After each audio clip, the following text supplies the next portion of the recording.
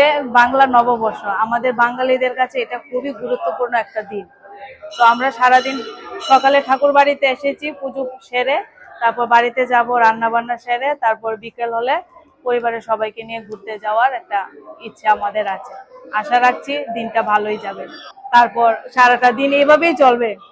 Special মেনুতে এখনো তো বাজার কিছু হয়নি, তবে মাছ মাংস ওইগুলো তো থাকবেই, ওগুলো তো আছেই। আর বাকিটা বাড়িতে গিয়ে দেখা যাক কি হয়।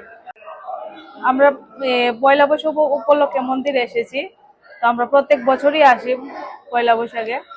তো গতবারও এসেছি, এবারও এসেছি।